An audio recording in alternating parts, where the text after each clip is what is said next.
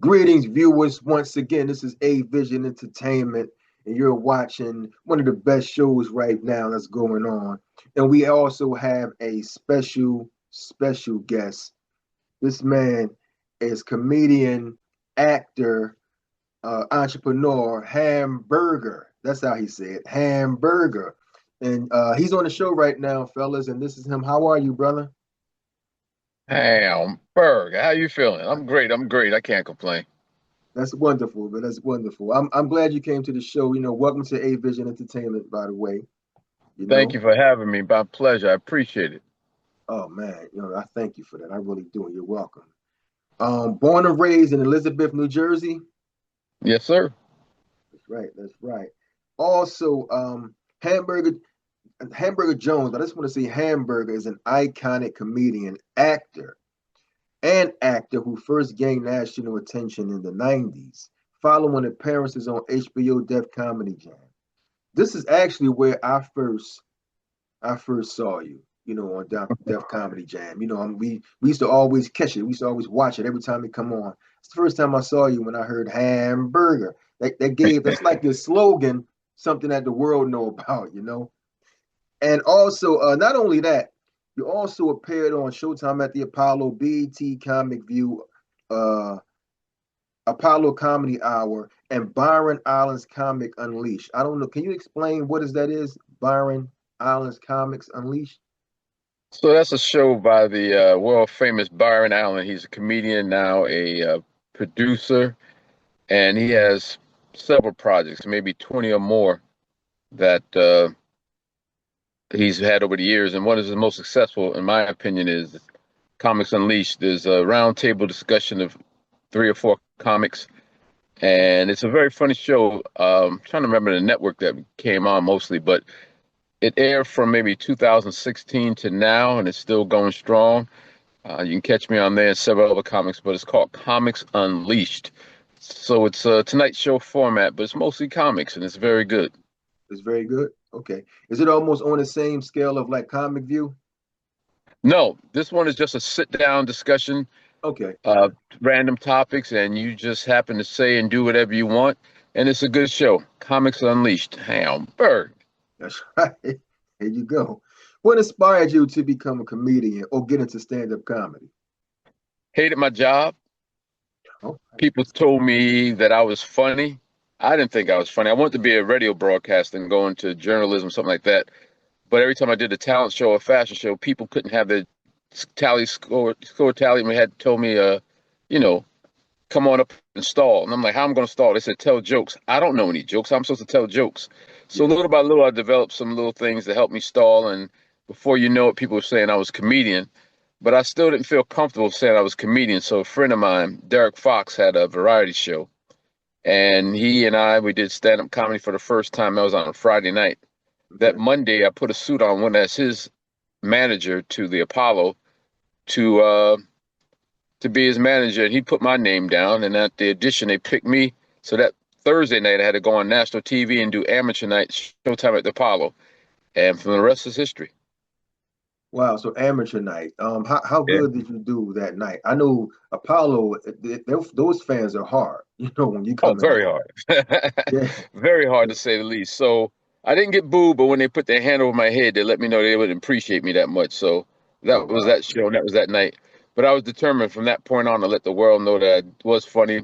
So I learned the ins and outs of stand-up comedy, and here we are, 30 years later, and 36 years later. This September make 37. 37 years. Hamburg is still going strong. Still going strong. You mentioned 37 years, right? Yes, sir. From the beginning of your career up until now, I just wanted to know, and you're still going, what keeps you going? In the beginning, comedians bring jokes, but then at a certain age, a lot of them start bringing messages. They be funny messages, but they trying to teach the crowd something also, or talk about themselves. What motivates you just to keep going? Well, I like the fact that I'm hooked. I'm addicted. There's something about this thing in stand-up comedy that you get the bug and you just can't stop. Okay. And that's where I'm at now. I got that bug, and I love it. I love it. I love it. And the fact that you take a thought, a concept, and you develop it into a joke, and you watch it from nothing into a phenomenal piece, it's a great journey. It's something to watch evolve, and I love it. Mhm. And also like the fact that these new young comics try to, come along and take your title from you or take your crown. And Yeah, you got to know it ain't that time yet. Hamburg, I'm still here and I'm still the champ. that's right. There you go. And speaking of that too, the new comedians that are here now, what message would you give them, about this industry and about the comedian game? Well, be yourself, tell your life story, be original, don't steal, and practice. You may not have it the first time, may not have it the second time, but you keep going if this is what you want to do. I've seen so many people don't take this craft serious enough. It's a Mhm. joke. It's something because I get to go in the club for free. I get some free joke, some free drinks. Yeah, I get people pat me on the back. So now I'm just cool. I get to stand around the club. This is when I started out, they told me it was going to be a 10-year journey before I would find myself on stage. It wow. was going to be 10 years of hard grinding. And basically, that's true. I was blessed with the fact that Def Jam came up and Yeah, gave me a 4-year jump. 4 years into the game, here's Def Jam, and I'm now around the country. I wasn't ready. I only had 4 years in. I was still trying to develop and find myself and yourself. learn how this craft works. But fortunately enough, it happened. So, to the young comics, be true. If this is what you want, be ready. It's gonna be a lot of bumps, a lot of bruises, a lot of nights that you can't sleep and you want to quit, but you keep going. You don't Mhm. give up. And find a mentor in the game to help you find yourself and make it happen. Hamburg. Was it actually difficult for you to start? And what I mean by that is, when you first walk into, you mentioned Def Jam or just whoever signed you at the time. Was it difficult for them to say, you know what, let's give them a try? Who was that one person that actually opened up the door for you? I'm curious why you came up with that question, but here's an interesting story. Nobody wanted to deal with a guy with a cowboy hat. In the world of hip hop comedy, no one saw or had a vision for a guy wearing a cowboy hat. Wow. So even prior to Def Jam, there was a tour going out called Laugh One Out, Mhm. and they were going around the country with comedians from In Living Color, and they had some of the young up and coming comics, and they looked at me and said, "No, we don't want you because you're not going to fit." And as they went out and they had an audition, every comic they picked got booed off that night, and I went up and got a standing ovation. Now they want to talk to me. Now they want me on the tour. I did Def Jam. They weren't too crazy about me because of the cowboy hat, and they told me, if you want to come on a second time, lose the suit, lose the tie, and curse. And I'm like, that's not me. Trust me, this will work. Apollo Comedy Hour. They needed a warm-up comic, and it's Showtime at the Apollo, and they didn't want to try me because of the cowboy hat. And they said it's a rough urban crowd. I couldn't handle it. Well, I wound up being the house MC for the Apollo for about 3 or 4 years. And Wow. any heckler, I dare you to say something because Hamburger had something for you. So That's it was right. a rough road.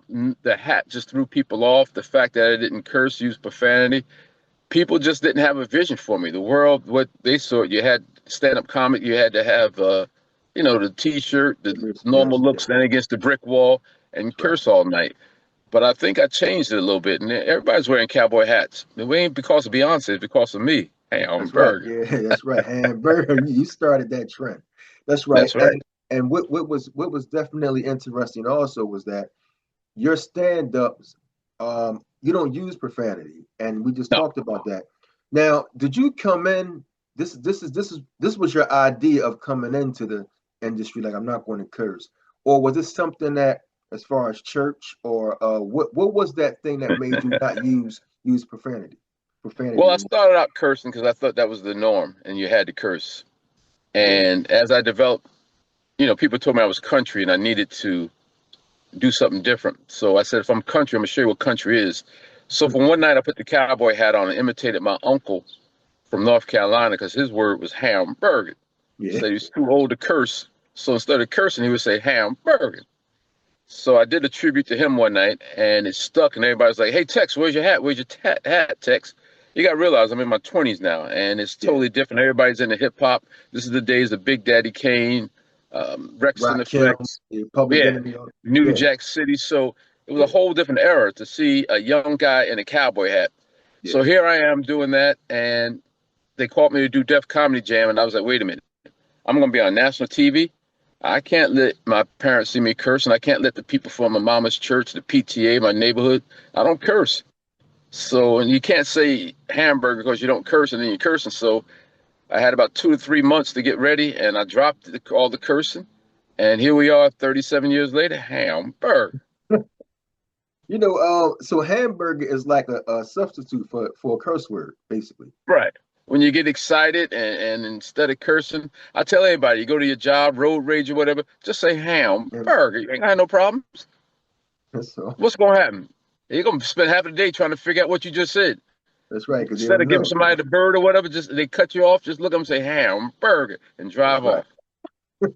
Wow, you know that is something that's good because you know it's like a soothing word. You know, you don't have to use profanity or cursing somebody out. Just say that, keep it moving. You know what it meant. You know. And I did a show last night, and first time in a while, I patted myself on the back because everybody, was gunslingers in there cursing, and 15 comics go on before you, and 2 of the local greats come in and do a guest spot. It's supposed to be 5 minutes. Each one did about 20 minutes. And now they're looking at you huddle up in the corner trying to see what's going to happen. And hamburger, clean, and still made it happen. So I'm very proud of myself to say that, a lot of people don't realize it's like being a boxer and you're going against the greats. But I don't use profanity. I go toe to toe with them each and every night, each and every week, and I'm still here. Hamburger. Wow, and you've been around the heavy hitters like yourself, as yourself. You're an icon, man. You know, Thank you. Thank you. You're welcome, man. How was it like touring with other heavy hitters? Like, I can name them all. Like, I know you also went on tour with people like Lunel, Cat Williams. I know you did a lot of shows with them. How is it going on tour with them? Like everybody like together, just the heavy hitters. Well, I'm going to go back to the tour day. Bus, backstage, all of that. I'm going to go back when it started, and that was the Def Comedy Jam tour. And like I said, the tour bus, the camaraderie, the brotherhood, the sisterhood, we were one big family.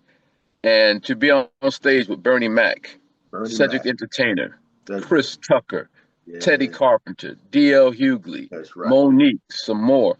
Night after night, you got people hitting it at the park. So you can't come up there and not doing the same. You got to have it right. So it was a lot of work, a lot of homework. And, in the beginning, a lot of people wanted to try me because I had a cowboy hat. You get a few hecklers in the audience, but you put them in their place. And after a while, people's like, that guy with the cowboy hat ain't to be messed with. So, and that was one of the things why I messed with the audience tonight on Def Comedy Jam, just to let them know, calm down a little bit, y'all, because you're a little out of control. And that's another story. But it's great to be on the road with, like I said, Bernie, Cedric, Bill Bellamy, Chris Tucker, and you name it, it goes on and on. So when we started the Def Comedy Jam tour, we would go on a tour bus. I would leave a place like Newark, New Jersey, wake up the next night, I'm in Fayetteville, North Carolina. Yeah. And I was hosting the tour at that time. Bernie had started, and he was on the road doing other things, so I had to pick up the mantle and run what he did. But, you had to set the tone, set the pace for the crew to come on after you. It was great. And then later on, you're on the road with greats like Teddy Carpenter, Del Gibbons, and the list goes on and on. So you name them, I've been there with them. But every night they're hitting out the park. When it's your turn to bat, you got to do the same. So hamburger, I love it. Hit it out the park, right? Because you got a lot of other people, man, that's on your level, Wow, what's been the biggest surprise or unexpected challenge you faced in your career? Again, it's the hat. A lot of people don't know where to put me at. They cast me. And when I started, I was 26 years old. And I taped Def Jam, I was 29. Everybody thought it was 50. Oh. So at that time, Bernie Mac's road manager became my manager. And he got me a shot out there in California. Okay. And they said, well, right now we don't have anything for hamburger. But if George Wallace or Sherman Hemsley from the Jeffersons, George from the Jeffersons says no to something, we'll call hamburger. Wow. I'm 29. What I'm doing be compared to George Wallace and Sherman Hemsley. That's right. So then it went on to say, I remember a movie called New Jersey Drive. Yeah, I remember that. They saw me at the Apollo and said, oh my God, you're hilarious. We want you. Show up tomorrow. We got a part for you. I get there tomorrow without the cowboy hat and dressed, normal. And the lady said, who are you? I said, I'm Hamburger. She said, you're too young. I said, what? She said, you look totally different on stage. Wow. And then there was a time that I went to LA and the folks said that I was too young, too old. So I had my Yeah. manager call and I walked in the office at the same time and said, you know, what you got for Hamburger? They said, well, he's too old for what we have. So he said, is anybody in your office? I said, yeah. He said, who? He said, a young guy, probably about 29, 30, 30. And he said, that's Hamburger. And the guy said, no way. So at Wow. that point, they sit me down to casting and gave me 4 or 5 different things to audition for. And it's just been a problem because of the hat. Everybody got thrown off by the hat saying, what do we do? Hell, the hat comes off. Wow. I don't know why they had such a problem because that's your image. Like that's what you came out with. You know, it's like speaking of which, a comedian female, she wear these boots. That's her Right. image. She loved to wear these high boots, you know, so she stayed that way. And just like you won't keep your cowboy hat on. This is what you came out with. You know, Well, you got you're known for that. You right. know You what got to I mean? realize that in this business, you'll see 5 or 6 comics a night, and somebody will say, "Okay, who's on stage?" I don't know, but here's a guy with a cowboy hat said hamburger all night. You remember me, That's right. That's right. and people got to realize. I started out when hip hop was strong, and that was the thing. I went to New Jack City as an extra, and I wore the cowboy hat. The scene where they had the New Year's Eve with Flavor Flav and Flavor Happy Flav, New yeah. Year. Yeah, yeah. So I'm there with a suit, tie, and a cowboy hat. Okay. And Mary Van Peebles like, cut. Can we move him out the shot? So you know me, I'm pretty aggressive, pretty dumb and stupid in my younger days. So wherever the camera went, I followed them. So they said, cut. Can you stand over here? But I kept following him. I know where the camera was going. So Yeah. eventually, Mary Van Peebles had me sit next to him for the rest of the day, so I wouldn't be in the scene. But they couldn't figure out how to put this cowboy hat in New Jack City. Oh, so they took it out. Oh yeah, they took me off the set. I had to sit next to Mary Van Peebles to make sure I wasn't gonna be in the scene because I kept sneaking on the set, doing this, that, and the other. So my seat was next to him, watching the camera and watching through the TV screen to make sure I wasn't gonna be caught up in the camera. So if you would have took the hat off, your part would have stayed in, basically. Oh yeah, they probably would have had me in there, but I Wow. just didn't fit the hip hop scene. I'm trying to tell them you can have a rich Texan in the club that night. It works, Yeah. but they wanted that hip hop look. Wow. Wow. And you stood your ground. You didn't take it off at all, Yeah, right? and then he does posse and he doesn't even call me. How about that? Wow. Well, and Posse was a cowboy movie, basically. Exactly. Wow. Well, Big Daddy Kane and was in that. Yeah, I remember that one. Wow. You know, when you began your career many years ago, did you ever imagine that you would be where you are today? No, no, and it's just as I see so many comics come and go. Some have quit. Some are Yeah. fortunately not with us anymore. And I never wanted to be an actor. I love stand up. That's what I want to do. I love going on stage, and you get your laughter. You get to find out instantly, what how the audience feels. You do a sitcom or a movie. You work, work, work. Got to wait 6 months, whatever, to find out whether or not it was a success. Stand up comedy, you're gonna find out right then and there. So to be on stage for over 30 years and people, come up to me after every show, oh, you're still here, you're still funny, you still got it. And that's the thing, you got to stay relevant and find out what's going on in the world. So I spend a lot of time with the people in the streets, Yeah. community people. So what's happening today, I'll tell you about tonight. And that's Hmm. kept me in the game a long time. You got to remain relevant and talk about what's happening today. So to all the people who I sit around and watch day to day, thank you so much because it's you on stage that I'm taking on stage and making me successful. That's right. Hamburg. That's right. Hamburger. There you go. That's the man. That's right. And what do you think about the current state of comedy now? Another good question. Um, it's interesting right now because a guy like myself and many others who work 25 plus years writing jokes and can go on stage and do 35, 40 minutes in a sleep. Yeah, You'll get somebody else who goes on the internet and can get 5,000 followers of, let's say, 1 million followers and never told a joke in his life. that's But right. that person gets to go to the front of the line at a comedy club because they can draw. It's crazy. So no knock to them. That's a great thing. But I just think that the comedy clubs need to think and remember, yeah, you want to put tails in the seat, but at the end of the day, you got seasoned home comedians who need to work also. That's right. That's right. And that's one of the things that now it seemed like in this world, it's about who are your followers? How many followers do you have? It's like we Exactly. don't care about your talent. Just tell us how many people are following you. And Right.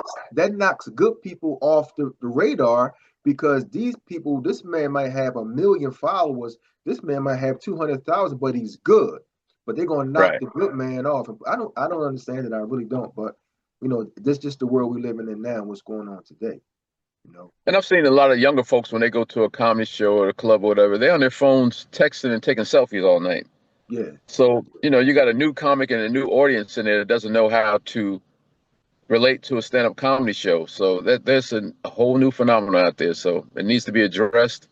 And somehow or another, we need to find out who's funny and let them work.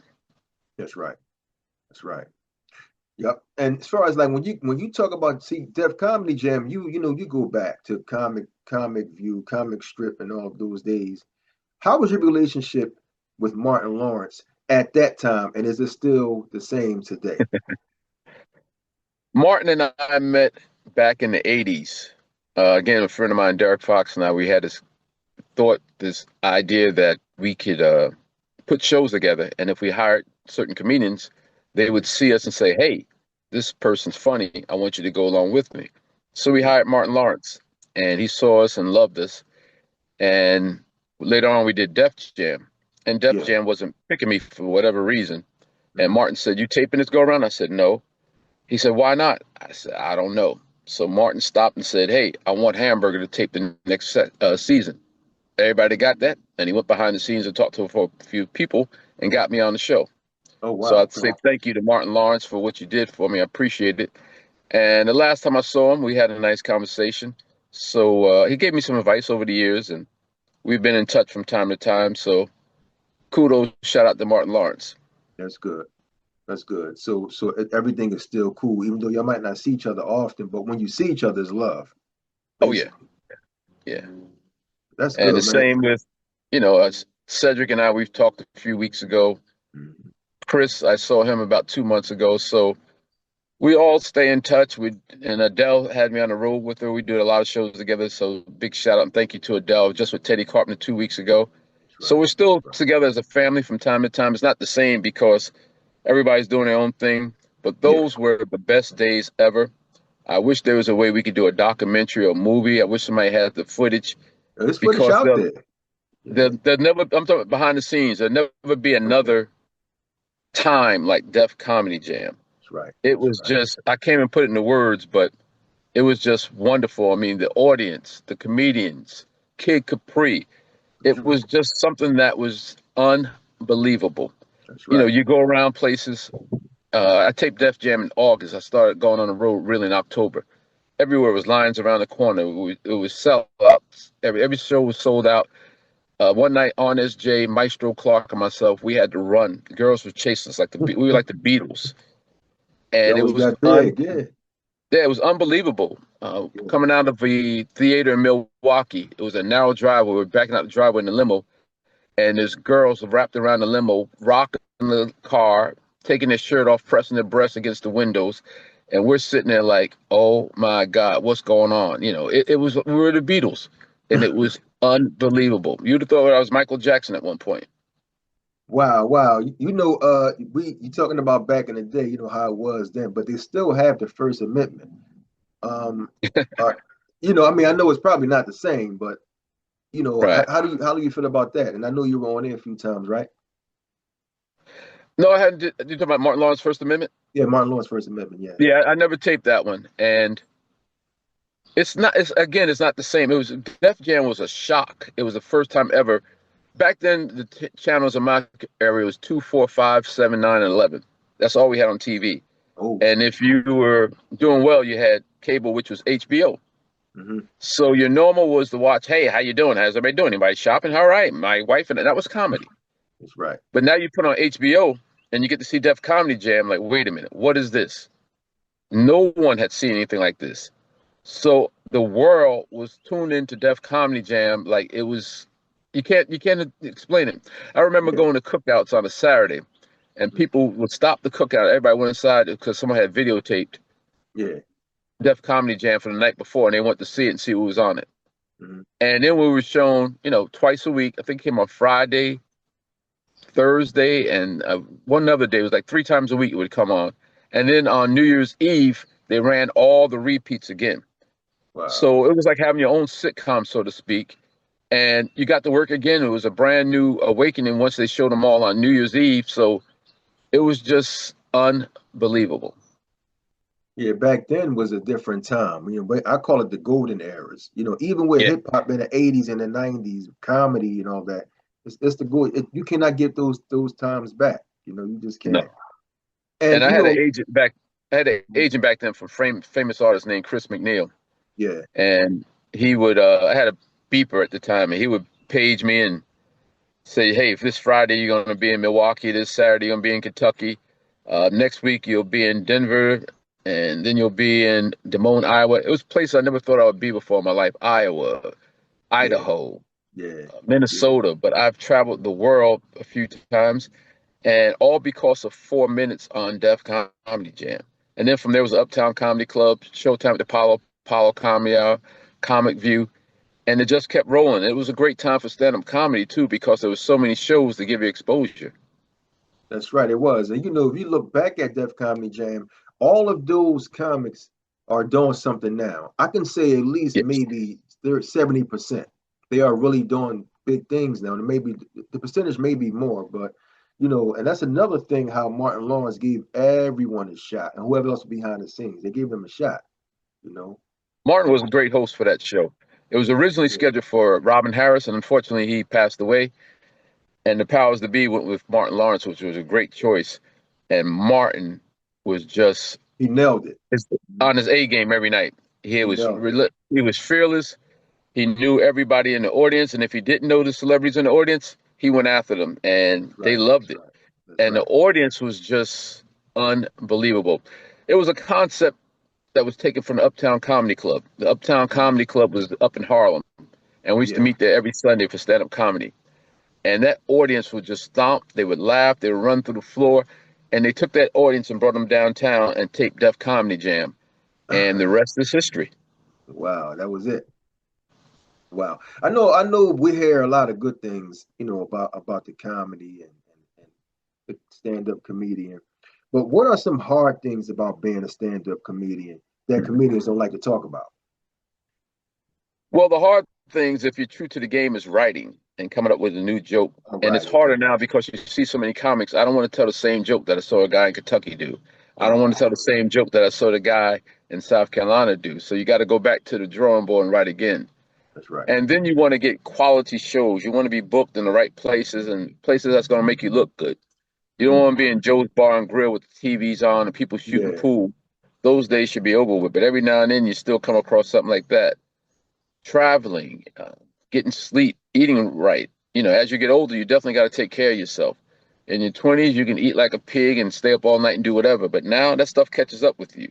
right. So you have to take care of yourself. You have to make sure you have benefits to the young comics. Make sure you have all your finances in place and get a good accountant. And it's a long road, man. And check contracts, read. So all that stuff you have to be careful about. Well, you just mentioned writing, right? And you don't want to say the same thing you said, I guess another comedian said. How do you feel about material? When what at what time should you change it up? Because a lot of people that comes on stage, it's like they see the same set on every different show that they on. Do you think that it's possible that they should change up their material every once in a while? That is a question that has its own answer. Yes, you have to, Yeah, especially, and if you're traveling, you can cheat a little bit because, let's say that each week you're in a different city, so you can do the same joke. But now with social media, people are taping, you might see it. And you're also cheating yourself. Push yourself to try to develop new jokes nightly, weekly, daily, and come up with a new set. Times are changing, things are changing daily. So you got to be on top of what's going on with the world on a daily basis. So, yes, you should have a new joke or a new set, especially when people see you for the second or third time. You don't want to say the same thing twice. yeah, yeah, over and over. Because I figured there was a time where I was going to a comedy show. Well, I'm backstage, and every city we went to, this same person said the same joke. Now, and I'm thinking it's because every city was different people. So he shared the same joke with different people in that city. But it was the same joke over and over again. And people backstage was like, man, I wish he changed it. Or I wish he switched it up. I guess because he was going to different places and different people. Well, you know, some jokes people want to hear, like when Robin Harris did Bebe Kids. That was always funny. Yeah, You would have to do that joke because it was going to be a required piece. yeah, Going back, but Richard Pryor Mudbone, people want to hear that. So if you Reginald Ballard, aka Brubman, people want to see you do Brubman on stage. right. So certain things you can't get away from, but your overall show should not be the same year after year. Hmm. When people say, I know some people, unfortunately, you see them now, they're doing the same jokes from Def Comedy Jam. Wow. And I'm sitting there like, whoa, are you kidding me? But Yeah, you have to change, you have to evolve because for one, there's some stuff going on in the world today that they're giving you jokes, believe it or not. that's right. So if you just watch the news for 5 minutes, read the newspaper, go online, there's stuff happening every day that you can just almost ad lib and talk about because we got some folks in DC making this job easy. That's right. That's right. It's so easy now. Everything is easy. The technology, the digital stuff. Yeah. You can find stuff everywhere. You're right. Right. What is your biggest regret? What is your biggest regret, and what did you learn from it? Not going to LA right after Def Comedy Jam. Oh wow. Back then in the 90s, the talent agents, casting agents would come to the comedy clubs every night looking for you. They needed content to put on television. They needed people to put in movies. Ice Cube was in a club, and that's where he saw different people for the movie Friday. Yeah. People would go out there, and nothing else, you get a holding deal. NBC, ABC would give you a couple $100,000. Just wait, we'll have something for you shortly. But they were in the clubs every night looking for the next one. So while that was going on in the 80s and 90s, I'm Mhm. on the road. I'm loving it because I'm making money every night. That's right. That's right. And the one time I would pack my bags, I was going to move to California. I was going to move that Wednesday. I think that Monday they had an earthquake. Wow. And I said, God just told me to stay here. I don't want to be around no earthquake. So I never went to LA. And from time to time I would go out there, but it just wasn't for me. And that's my biggest regret, not moving to Los Angeles and going for it. But again, I didn't want to be an actor that much. So I'm just happy that I'm still able to get on stage and do stand-up comedy. That's my love. That's what I wanted. My goal was to do a HBO half-hour special back in the day, and also a commercial endorsing a hamburger for a particular restaurant. So those two things, if they happen, my goal, my bucket list has been completed. That hamburger one should be soon. It should be because that's your trademark. And I'm not going to forget, viewers, about your you are set to release a debut special this year, right? Yes. Yeah. So So, so yeah, you want to talk about it? I'm behind the scenes working with Comedy Records. We're about to put some stuff together, Yeah. and probably would have came out by now, but me being so Mr. Perfect, so meticulous that I'm going back to the drawing board 2 and 3 times. I want things to be right, Hmm. but look for it soon because we'll be taping. It'll be coming out soon, and big shout out to Comedy Records. Well, okay. So it will. There's no date, basically. No date. Like I said, it's my fault right now because what was going to happen didn't happen yet because I'm back at the drawing board and at the Okay. table. We're going to make some things happen. So it's coming soon. All right. For those that don't know or know other things you've been doing, let's talk about the animated series Family Guy. I don't know if are you still involved in Family Guy, and how did that connection happen? Well, over the years, this thing hamburger has either you loved it or you hated it. And to some people, it was hacky, it was corny. People made fun of it over the years. It's been in video games. It's been on several TV shows and movies where people would just either say hamburger or you could catch their wording where it was the timing was the same as hamburger. I'm sorry. So Did you trademark it? Is it trademarked or no? yes, yes, yes. Oh, cool. Okay. And also there was the Tonight Show with Jim Fallon. Yeah, And he would come on, and from time to time, he had different spoofs and things like that where he would say hamburger. My phone would ring, go crazy about it. They're talking about you on Tonight Show. And then it was Saturday Night Live. They did the Kings of Catchphrase comedy. So, you sleep at 2 in the morning when they were airing Saturday Night Live and your phone's going off nonstop and you answer it. They say, "Did you watch Saturday Night Live? They did a sketch on you, did a spoof on you, Saturday Night Live." So the creme de la creme was when the phone was going off again. Tonight, it's Family Guy. So Family Guy did a segment where they had me on there, and then they get a call back with Neil, I forgot his name, but at the end, he's me going hamburger. Wow. So big shout out to the folks from Family Guy. They did that like a year prior, and it took a while for it to finally come to fruition because they had to go through several levels of screening and reviews, and finally it was approved. And there you have it, hamburger. That's right. That's right. So that was the connect with Family Yeah. Guy. And I'm very happy because, like I said, some people laugh at me and say, "Oh, get rid of the hat." Some people say, "Oh, that's so corny, going around saying hamburger." What are you doing with that? People don't have vision. People want to be the same. People want to do the same thing over and over. Use your mind, expand, and try something different. Because at the end of the day, I'll just say stand-up comedy. Everybody looks the same. Everybody says the same. So there's a reason why I'm here 36 years, 37 years in the game, because I did something a little bit different. And it's all right to step out. When you go to audition or whenever you want to be an R&B star or a music artist, they will take you to an A&R department and they will sit there and develop a concept and look for you. Mm-hmm. So I did that on my own, and here we are today, hamburger. That's right. It's 2025, and hamburger is still in effect. He's still. And you know what else was funny? When I did Showtime with Apollo, I wore a suit for amateur night, and they were on the headsets looking for the comedian. Nobody could find the comedian. I'm standing right there in front of them. They couldn't believe that the guy in the suit was going to be the comedian. But I said, well, if I ever had a job, I went to go to work wearing a suit and tie, and that was going to be my job. So when I did the Def Comedy Jam, I wore a suit and tie. When I did the Apollo back in the day, I wore a suit and tie. That was going to be me. I want that. To me, that was a sign of success. Whether it is or not true to that, but that's the way I was thinking. So that's what I wanted to do. And to top it off with the cowboy hat, and everybody said it was a rich Texan. I'll take it. Hamburger. That's right. And that's how it's been, ever since. You got the suit and tie, you wear the cowboy hat. Yeah. Right.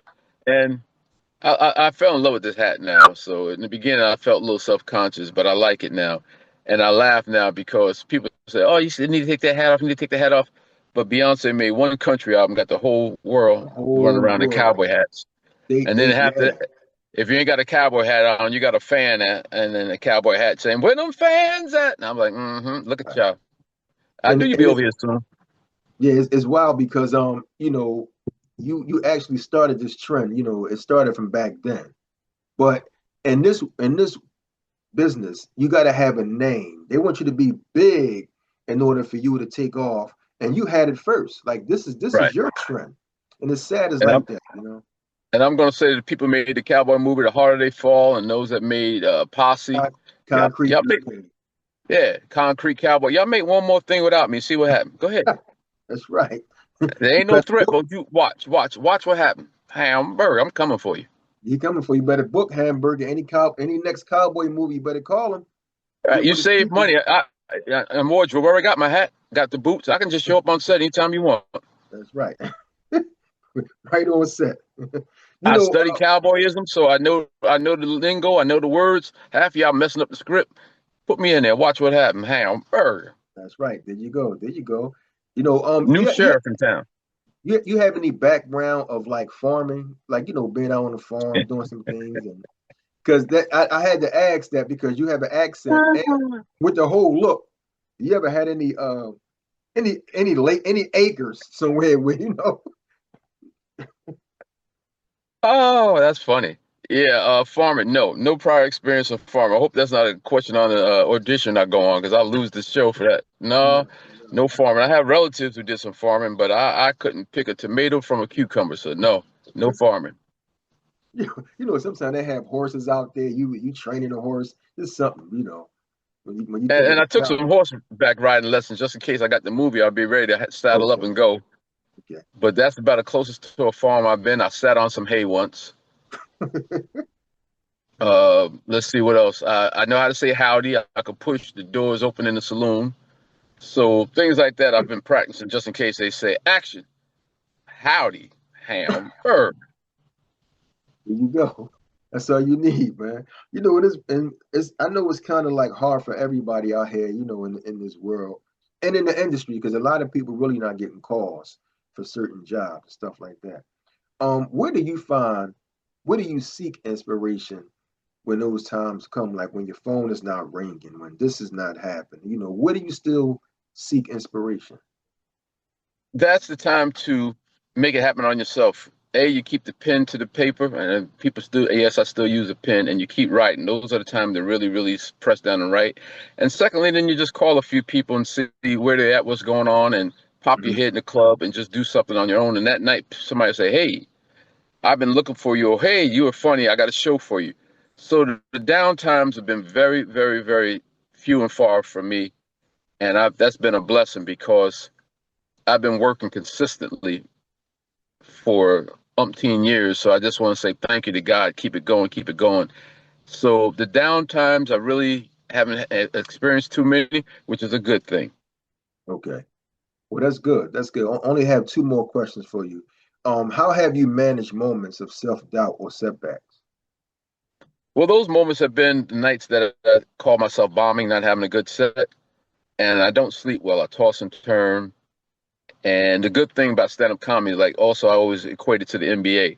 There's always the next night. Stand-up comedy, you can find another show within a week or whatever to redeem yourself and get that monkey off your back. There's been times where I've had shows where people say, "Oh, great set," and I left there saying, "No, I bombed tonight. I didn't like that." Oh yeah. And you have to go find another stage and just tear that club up or beat up some people and just take it out. And people are like, "Yo, what's that all about?" I'm getting my frustrations out. I'm getting my whatever out. You take it out on stage, and the more people laugh, the better you feel, and you know your doubts, your worries, whatever, they're off the table now because of that. So thank you to the audiences over the years.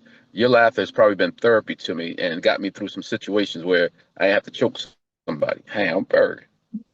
And you know, just that bombing story, you know, just mentioning that. At that moment when you up there on stage and people just looking at you, they're not laughing, they're just waiting for you to leave. At that moment, do your heart beat fast? You start sweating because now you got to work harder for somebody that's not even interested. Like how was you know how was that, man? They should create a monitor for comedians when they're bombing to see what's happening internally, what they're saying to themselves. Make sure there's no bridges around and no, they're not on the second floor or higher because It's over. suicide, other things will probably run Right. through your mind and running and hiding and not being seen for weeks. That's a rough moment in life. And I think the worst one is when I did Showtime at the Apollo because I knew that was going to be shown nationwide. Uh, But outside of that, you know, you learn to deal with the bombs, and bombing right now is good for me because you get to a place where you become complacent and it pushes you now to say, okay, what did you do wrong? Work harder, work on this, work on that. It's like winning a championship and then say, oh, we got this. No, it's not over. Stay true to the game, stay dedicated, get into the gym, work every day, write every day, talk to people, live, find out their experiences, and bring it to the stage. So no matter what situation is going on, you're ready. You know, your mind is a mental computer on stage. You have to pull. You're up there by yourself. So where do you get your thoughts from? Where do you get your jokes from? You have to have it all in your memory bank and be ready to go. So when you bomb, look at it as something that's great. It's a learning experience. Don't do it too frequently now, yeah, but yeah. you're Just entitled to bomb. if it You happened, know, if it happened, yeah. right? And you know, believe it or not, like the Dave Chappelle's and the Chris Rocks will go on stage for hours and bomb, but they don't care because out of that 2 hour bomb, they develop one good joke Wow, and they can get away with it based on who they are. But to us, we take it to heart saying, hey, I can't afford to bomb. that's right. That's right. Wow, you know, just one more. Looking back, You said two questions. This is the third one, but go ahead, man. no, no, this is the second one. I mean, the second No, one. Okay, well, here you go. This is the last one. Looking it's all back, right. I got time. I got time. I'm a Nick fan. I ain't got nothing to do right now. It's over. but this is it for me. It's like looking back, is there a particular career milestone or accomplishment you're most proud of? Ooh, that's another good one. I always call Def Jam my Michael Yeah. Jackson's Thriller, my Prince Purple Rain. Okay. And to this day, I still say that was it because no matter where I go, what I do in life, people relate it to Def Comedy Jam. I did Comic View for a reason because I wanted to get more exposure. No one ever tells me, I saw you on Comic View. I saw you on Showtime with Apollo. No, it's Def It's Comedy. always Def Comedy Jam. Yeah. Yeah. And I love it. I appreciate it. Big thanks to Chris Tucker and Bernie Mac. And if I can expand on that a little bit, Bob Sumner was the talent coordinator. And for whatever reason, he never put me on Def Comedy Jam. And like I said, I give credit to Martin Lawrence, spoke up. But the amazing thing is the show that I was on Mm-hmm. was one of the best shows ever taped on Def Comedy Jam. Wow. Chris Tucker, Kevin, oh boy, I forgot Kevin's name that fast. Kevin. And myself and Bernie Mac.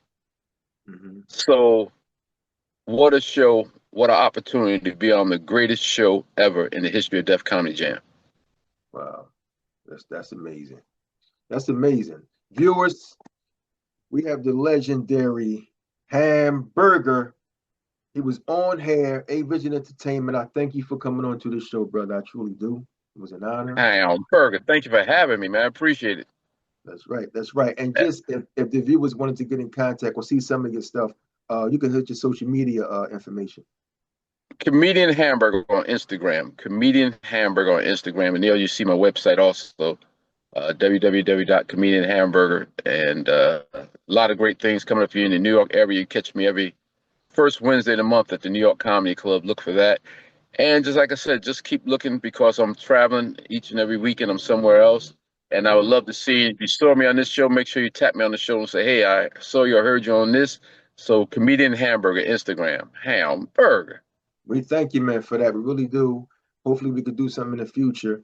And I appreciate you coming on to the show, man. You know. And also, if you get a second chance, check out Hamburger Updates on Instagram too. So, and Comedy Records. So from those three, you'll definitely find me. Hamburger. You know who I am. Hamburger watching A Vision Entertainment. Hamburger.